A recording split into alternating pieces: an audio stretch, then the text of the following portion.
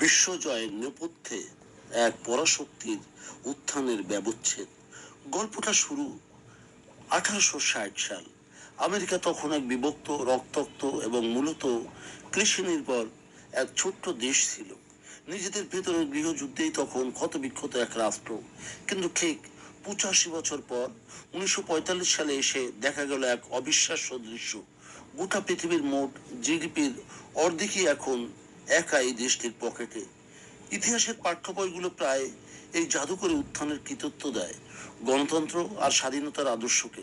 কিন্তু পর্দার পেছনের আসল গল্পটা আদর্শের চেয়েও অনেক বেশি নির্মম, হিসাব কষা এবং কৌশলগত।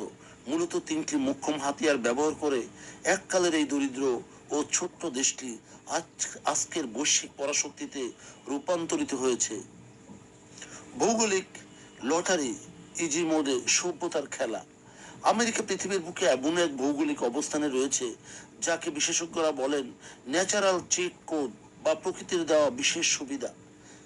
প্রাকৃতিক প্রাচীর, আটলান্টিক এবং প্রশান্ত মহাসাগর, এই দুটি বিশাল জলরাশি আমেরিকাকে ইউরোপ ও এশিয়ার সমস্ত বড় বড় যুদ্ধ বিগ্রহ থেকে হাজার হাজার মাইল দূরে নিরাপদে রেখেছে।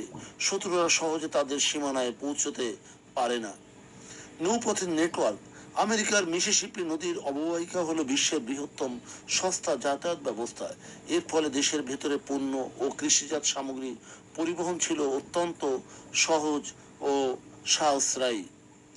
সম্পদের খনি, অফুরন্ত উর্বর জমি, কয়লা, লোহা এবং পরবর্তীতে খনিজ তেলের বিশাল ভান্ডার দেশটিকে শুরুতেই এক দুর্দান্ত ভিত এনে দেয়।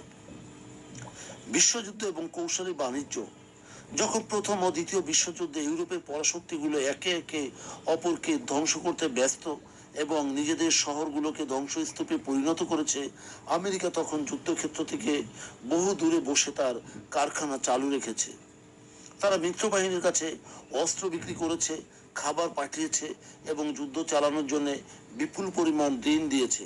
ফলাফল, দ্বিতীয় বিশ্বযুদ্ধ যখন শেষ হলো তখন ইউরোপ পুরোপুরি দেউলিয়া, আর পৃথিবীর মোট কেন্দ্রীয় ব্যাংকের স্বর্ণে প্রায় 70% জমা হয়ে গেছে আমেরিকার ভল্টে।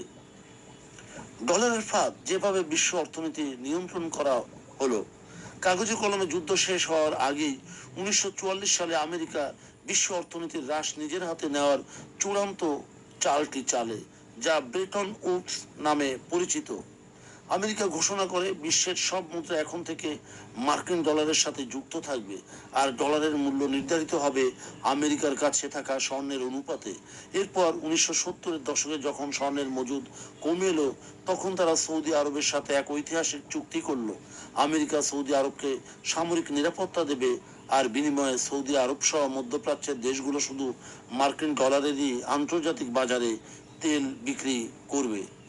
এর নামই হলো পেট্রো ডলার। তেল কিনতে হলে দুনিয়ার যে কোনো দেশের ডলার লাগবেই। এই একই নিয়মে আমেরিকা মুদ্রা হয়ে উঠল বিশ্বজয়ের অন্যতম সবচেয়ে বড় হাতিয়ার। আজকের বাস্তবতা, তবে এই রূপকথার মতো উত্থানের পেছনে যে অর্থনৈতিক কারসাজি ছিল তা এখন বড় সংকটের মুখে।